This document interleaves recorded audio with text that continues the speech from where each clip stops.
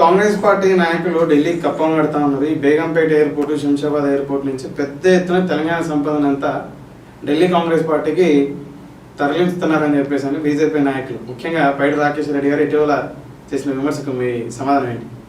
సంపదనంతా తరలించారా ఢిల్లీకి? నేనేం చెప్తున్నా, ఈ బీజేపీ గుజరాతీ గులాంలీలు ఎవరు, ఇక్కడ ఉన్న బీజేపీ ఎమ్మెల్యేలు, ప్రజెంట్ బీజేపీ ఎమ్మెల్యేలు ఎవరైతారో వీళ్ళంతా గుజరాతీ గులామీలు. అందరు వీళ్ళలాగా అనుకుంటారు.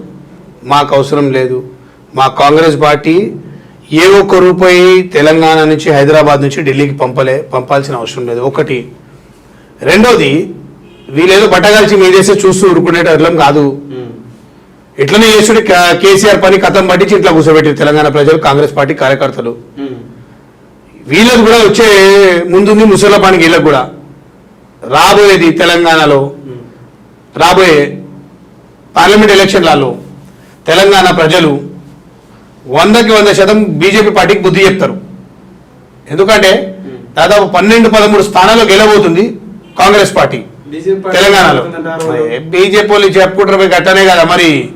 నా గరికే అయినా ఘాట్కే అనలోగా, నా గరికే అయినా ఘాట్కే ఖాళీ బస్ బుల్లే తెరితే బుల్లెందు కిత్తా బుల్లెతో క్యావనే కాదు మగర్. ఒకటే చెప్తున్నా నేను, ఈ పైడి రాకేష్ రెడ్డి కానీ, ఈ ఏలేటి మహేష్ రెడ్డి కానీ, ఈ కొడుకులు ఏదైతే మాట్లాడుతున్నారో కాంగ్రెస్ పార్టీ మీద, అది 100% వాళ్ళకి రివర్స్ కాబోతుంది. ఎంత తురుంచి వచ్చినా, ఎవ్వడొచ్చి కొట్టించుకున్నా, ఎంత పొరుగుదండాలు పెట్టినా కాంగ్రెస్ ఎమ్మెల్యేని ఎవడు కూడా ఉండలేడు. కాంగ్రెస్ మంత్రులను ఎవడు కూడా మార్చలేడు. మంచిగా ఉన్నారు. ఏ మంత్రిత్వంకి ఆ మంత్రిత్వం వాళ్ళ శాఖలకు వాళ్ళకు మంచి రైట్స్ ఉన్నాయి, వాళ్ళ పవర్స్ వాళ్ళకు ఉన్నాయి. ఎవరి పని వాళ్ళు చేసుకుంటూ పోతారు. గౌరవ ముఖ్యమంత్రి గారు మంచి క్యాబినెట్ సెలెక్ట్ చేశారు. ఇంకా 3-4 కూడా తీయాలి. పార్లమెంట్ ఎలక్షన్ తర్వాత వాళ్ళని కూడా సెలెక్ట్ చేసేసుకుంటారు. వాళ్ళని కూడా క్యాబినెట్లో తీసుకోవడం జరుగుతుంది. మీరేమో ఇలా చెప్తా ఉన్నారు, అదే పార్లమెంట్ ఎన్నికల తర్వాత మీరు అన్నటువంటి కాంగ్రెస్ 13 స్థానాలు అంటున్నారు. దేశం మొత్తం కూడా మోదీ గారి వైపు, బీజేపీ కూటమి ఏదైతే ఉందో ఎన్డీఏ కూటమి వైపు చూస్తూ ఉంది. తెలంగాణ ప్రజలు కూడా బీజేపీ వైపు ఉన్నారు. రేపు 10కి పైగా 12 స్థానాలు ఇంచుమించుగా గెలవబోతున్నాం. గెలిచిన తర్వాత మా నాయకత్వాన్ని బలపరచడానికి కాంగ్రెస్ పార్టీ నుంచి, బీఆర్ఎస్ పార్టీ నుంచి కూడా పెద్ద ఎత్తున నాయకుల వలసలు ఉంటాయి. ఇక్కడ ఒక షిండే కాదు, మహారాష్ట్రలో ఒక షిండేనే, తెలంగాణ 5 షిండేలు ఉన్నారు. ముఖ్యంగా కోమటిరెడ్డి గారిని వారు ఏలేటి మహేష్ రెడ్డి గారు టార్గెట్ చేశారు. నీ తమ్ముడిని కూడా చూసుకో, జాగ్రత్తగా మాత్రమే ఉన్నాడని చెప్పేసి ఇండైరెక్ట్ గా అనడం జరిగింది. నేనేం చెప్తున్నా, ఈ బీజేపీ వాళ్ళు కానీ, ఏలేటి మహేష్ రెడ్డి బీజేపీ ఎమ్మెల్యే కానీ, వీళ్ళు మాట్లాడే ముందు ఫస్ట్ వీళ్ళు అన్నం తింటారా గడ్డి తింటారా ఆలోచించుకొని మాట్లాడాలా. నేనేం చెప్తున్నా, ఎవడెంత కొట్టించుకున్నా కాంగ్రెస్ పార్టీ ఎమ్మెల్యేని కొనే సత్తా బీజేపీ వాళ్ళగా ఎవరికి లేదు. గతంలో టీఆర్ఎస్ ప్రభుత్వం ఉండే కేసీఆర్ చేసిండే జిమ్మికు లేదో తప్పదు కాబట్టి అప్పుడు పోయారు. కానీ ఇప్పుడు సంపూర్ణ మెజారిటీ ఉంది, అన్నీ ఉన్నాయి, ఇంకెందుకు పోతారు? పోయే సమస్యనే లేదు. వీళ్ళు ఎవరు అయితే ఏమేమి మాట్లాడుతున్నారు, కాంగ్రెస్ ఎమ్మెల్యేలు, కాంగ్రెస్ వాళ్ళు కూడా బీజేపీ ఎమ్మెల్యేలు ఏదైతే మాట్లాడుతున్నారో కాంగ్రెస్ వాళ్ళు వస్తారని, అది వాళ్ళ పగటి కళలు. బీజేపీ వాళ్ళే పగటి కళలు. ఎందుకంటే పార్లమెంట్ ఎలక్షన్లు వస్తున్నాయి. ఇప్పుడు తెలంగాణలో 1 సీట్ వచ్చేటట్టు లేదు బీజేపీకి, 1 సీట్ వచ్చేటట్టు లేదు. కాబట్టి ఇవన్నీ ఏదో పనికిమాల మాటలు మాట్లాడితే, పనికిమాల మాటలు మాట్లాడి ధర్మపురి అరవింద్, కిషన్ రెడ్డి గారు ఎవరు గెలవడు పోయి ఎప్పుడు గెలవడు. ఏం చేసిరు? హైదరాబాద్ పార్లమెంట్ మాధవీలత గారు. మాధవీలతకి ఏముంది ఆయనకు అర్థం కాదు. ఆయనకి ఏం తెలుసు? మాధవీలతకి ఏం తెలుసు? రాజకీయం, old city, Hyderabad parliament constituency, ప్రజల ఆపద సంపద ఏం తెలుసు మాధవీలతకి? ఏదో 4 మాటలు మాట్లాడేసి 4 పేరు మీడియాలను పెట్టుకుని మాధవీలత ఒళ్ళొల్లో ఉరితే కాదు. ఇనవా? ఆ అదాలత్కి పోయినా, నీ అదాలత్కి పోయినా ఇవన్నీ నడవయి. ఫస్ట్ మాధవీలతకు అన్నం తింటే ఆమె గంటి తింటుంది. ఆమె అన్నం తింటే మాధవీలత విరంచి హాస్పిటల్ ఉన్నారు. ఆమె మనసును ఆమె పరీక్షించుకోవాలా, ఆమె మనసును ఆమె క్వశ్చన్ చేసుకోవాలా. విరంచి హాస్పిటల్లో ఎన్ని శవాల మీద ఈమె ఎంత డబ్బులు సంపాదించదో ఒకసారి ఆలోచించాలి. ఇవాళ వచ్చి మాటలు మాట్లాడితే నమ్మేటోడు ఎవరు లేడు. ఆమెకు దమ్ము ధైర్యం ఉంటే, నేను లాస్ట్ ఇంటర్వ్యూలో చెప్పిన, మాధవీలతకి విరంచి హాస్పిటల్లోకి దమ్ము ధైర్యం, ఆమెకు అంత హిందుత్వం మీద ఇది ఉంటే హైదరాబాద్ పార్లమెంట్ కాన్స్టిట్యున్సీలో ఒక ఉచిత హాస్పిటల్ పెట్టమని చెప్పి, ఇమ్మీడియట్గా పెట్టమని చెప్పు. మేము పోయి మద్దతు తెలుపుతాం ఆమెకు. అది రాదు. మేము 10,000 ఆపరేషన్లు చేసినాం, మేము 5,000 ఆపరేషన్లు చేసాం. అసదుద్దీన్ని కాదని చెప్పి ఈమె గెలుస్తుందా? అసదుద్దీన్ ఢీ కొట్టే ఇంతవరకు ఏమి ఉండగలేడంటే ఏదో మీకు పని లేదు, ఏదో పోయి ఆ మూటలు అప్పచెప్పుకుంది కిషన్ రెడ్డి దగ్గర. వినవా, దొంగ పైసా బాగా ఆళ్ళ నీళ్ళని ముంచిన పైసా, అక్రమంగా సంపాదించిన హాస్పిటల్లో పైస ఉంది, కొన్ని మూటలు అప్పచెప్పి టికెట్ తెచ్చుకుంది. దానికి 4 పేడ్ మీడియాలను పట్టుకొని లేదు మాట్లాడుతుంది. కానీ నేను చెప్తున్నా కదా, డిపాజిట్ కూడా రాదు మాధవీలతకి. హైదరాబాద్ పార్లమెంట్ కాన్స్టిట్యున్సీలో మాధవీలత కంటే కాంగ్రెస్ పార్టీకి ఒక కోటైతే ఎక్కువ వస్తుంది, కాంగ్రెస్ పార్టీకి ఆమె కానీ ఒక ఏట ఎక్కువ వస్తుంది. ఆమె మాధవీలత కాదు, అమిత్ షా కాదు, మోదీ వచ్చి కొట్టించుకున్నా హైదరాబాద్ పార్లమెంట్ కాన్స్టిట్యున్సీలో గెలిచేది మేమే. ఎందుకంటే ముస్లిం మైనారిటీ సోదరి మనుడు ఓటర్ పర్సెంటేజ్ వాళ్ళది ఎక్కువ ఉంది, వాళ్ళని ఎవరు ఏం చేయలేడు. ఇది రాసి పెట్టుకోండి. ఇటీవల బీజేపీ ఏదైతే ఎంపీ ఉన్నాడో నిజామాబాద్ కి సంబంధించినట్టు ధర్మపురి అరవింద్ గారు చెప్పుకొచ్చే వాదన ఏంటంటే, ఫిరోజ్ ఖాన్ కాంగ్రెస్ పార్టీలో ఓవైసీ మీద పెద్ద ఎత్తున కొట్లాడేటువంటి వ్యక్తి, తనకి హైదరాబాద్ పార్లమెంట్ నుంచి పోటీ చేసే అవకాశం ఎక్కువకుండా ఏదో ఒక డమ్మీ వ్యక్తిని ఇప్పటి వరకు కూడా ప్రకటించలే, లాస్ట్ లో ప్రకటించి అసదుద్దీన్ ఓవైసీ గెలుపు కోసం కృషి చేసింది కాంగ్రెస్ అని చెప్పేసి అంటారు. మాధవీలత గారు గెలుపుని అడ్డుకునే ప్రయత్నంలో కాంగ్రెస్ ఓవైసీని గెలిపించడానికి ప్రయత్నం చేసిందని ఒక డమ్మీ అభ్యర్థిని పెట్టి దీన్ని ఏమంటారు? నేను ఒకటి చెప్తున్నా, ధర్మపురి అరవింద్కి చీమునెత్తురుంటే పోటుగాడే కదా, పోటీ చేయమని హైదరాబాద్ లో అసదుద్దీన్ మీద ఎంఐఎం బాబాయ్ మీద పోటీ చేయమని. నిజామాబాద్ లో పోటీ అరే అది వద్దు మరి భయ, పోటుగాడు కదా, ఎంత పీక్ కట్టలు కడతారు, రమ్మని వచ్చి హైదరాబాద్ లో అసదుద్దీన్ మీద పోటీ చేయమని. ఎవ్వరు పోటీ చేసినా హైదరాబాద్ లో ఎంఐఎం గెలుస్తుంది, రాసి పెట్టుకోని నేను చెప్తున్నా.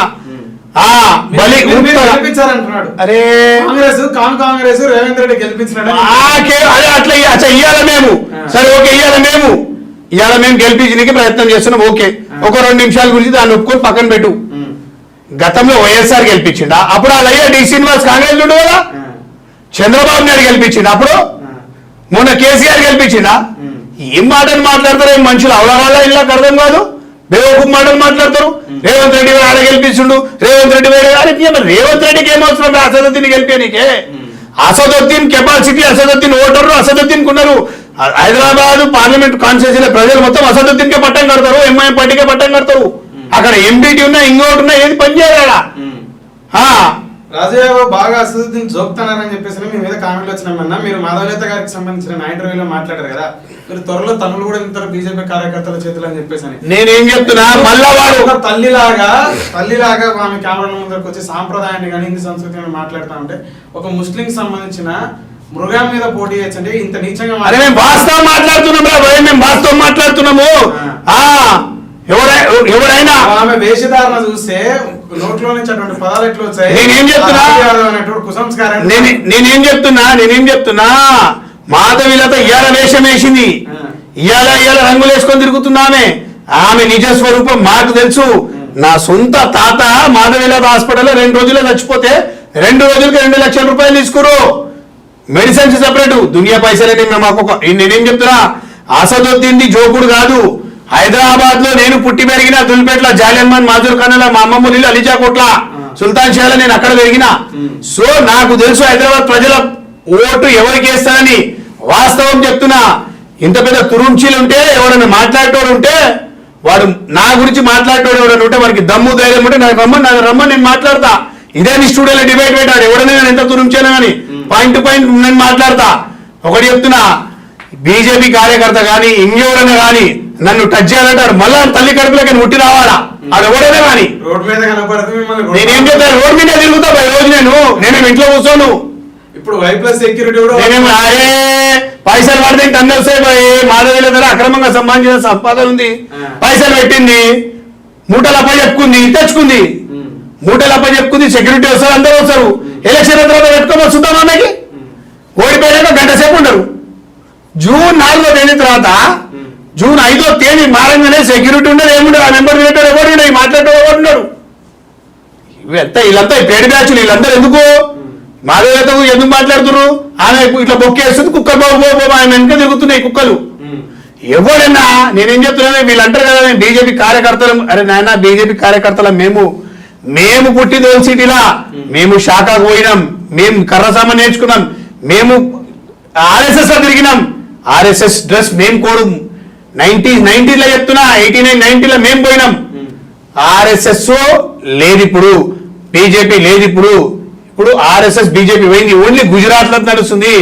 వీళ్ళంతా ఈ మాధవిలత, కిషన్ రెడ్డి, ఇంగోడి వీడు ధర్మపురి అరవింద్ గాని, బండి సంజయ్ గాని, ఈ కొడుకులంతా గుజరాతీ గులాంలు. వీళ్ళంతా గుజరాతీ గులాములు రాసి పెట్టుకో. గుజరాతీలో అమిత్ షా, మోదీ ఇద్దరు గుజరాతీలే. ఆటే కా తైలా, చావల్ కా తైలా ఇద్దరు, 2 సంచులవి, ఒకటి బియ్యం సంచి, ఒకటి పిండి సంచి. మోదీ, అమిత్ షా ఈ ఇద్దరు కూడా ఇండియాని మొత్తం నాశనం చేయడానికి ఇచ్చేస్తారు. నువ్వు ఆలోచించుకో, మన భారతదేశంలో 70 రూపాయలు పెట్రోల్ కానీ 70 సంవత్సరాలు పట్టింది. ఇదే 70 రూపాయలు పెట్రోల్ కానీ 70 సంవత్సరాలు పడితే వీళ్ళు వచ్చి 10 సంవత్సరాలు కానీ 110 రూపాయలు పెట్రోల్ అయింది. ఏంది అన్యాయము? ఎక్కడుండే ఒప్పులు పప్పులు 10 సంవత్సరాల కింద రేట్లు ఏం చేసిరు? ఇప్పుడు 2014లో మోదీ ఎక్కడ మీటింగ్ అయినా మహిళకి ముక్తికి లే, జోహార్ జోహార్ ఇండియా, బేటీ బచావ్ బేటీ పడావ్ ఎన్ని అన్నారు, ఎన్ని మాటలు చెప్పిండు. ఇదే స్మృతి ఇరానీ గ్యాస్ సిలిండర్ ఎత్తుకొని మహాధర్ణం చేసింది. ఏమైంది అయ్యారా? ఎక్కడ పోయింది గ్యాస్ సిలిండర్? 1100కి పోయింది. ఇవాళ తెలంగాణ రాష్ట్రంలో కాంగ్రెస్ ప్రభుత్వం వచ్చి 500 రూపాయలకి సిలిండర్ చేసింది. 200 యూనిట్లు కరెంట్ ఫ్రీ ఇస్తున్నాం మేము. ఇలా కాంగ్రెస్ ప్రభుత్వము ఇలా రాకేష్ ఎవరు మాట్లాడతారు, పైడి రాకేష్ రెడ్డి సిగ్గుండాలి వానికి. కొడంగల్ ముఖ్యమంత్రి తెలంగాణ రాష్ట్ర ప్రజలకు ఇచ్చిన మాట మీద మా ముఖ్యమంత్రి వారు లేరా? తెలంగాణ ఆడపడుచులకు బస్ ఫ్రీ ఇస్తలేరా? 200 యూనిట్ ఇవ్వలేదా? ప్రతి రేషన్ కార్డు ప్రతి పేదలకు 10 లక్షల ఆరోగ్యశ్రీ ఇస్తలేరా? 500 గ్యాస్ ఇస్తలేమా? ఏమి ఇవ్వట్లేదని చెప్పి వాడు మాట్లాడతారు కొడంగల్ ముఖ్యమంత్రి అని. వాని సిగ్గులు వాన్ కాన్స్టిట్యూన్సీలో కూడా అదే ఆర్మూర్ కాన్స్టిట్యూన్సీలో ప్రజలకు కూడా 500లకు గ్యాస్ పోతుంది, 200 యూనిట్ ఫ్రీ కరెంట్ పోతుంది. అట్లాగే ఆ కాన్స్టిట్యూన్సీ ప్రజలు కూడా ఆడపడుచులు కూడా బస్సులలో తిరుగుతలేరా? 10 లక్షల రూపాయలు ఆరోగ్యశ్రీ వస్తలేదా?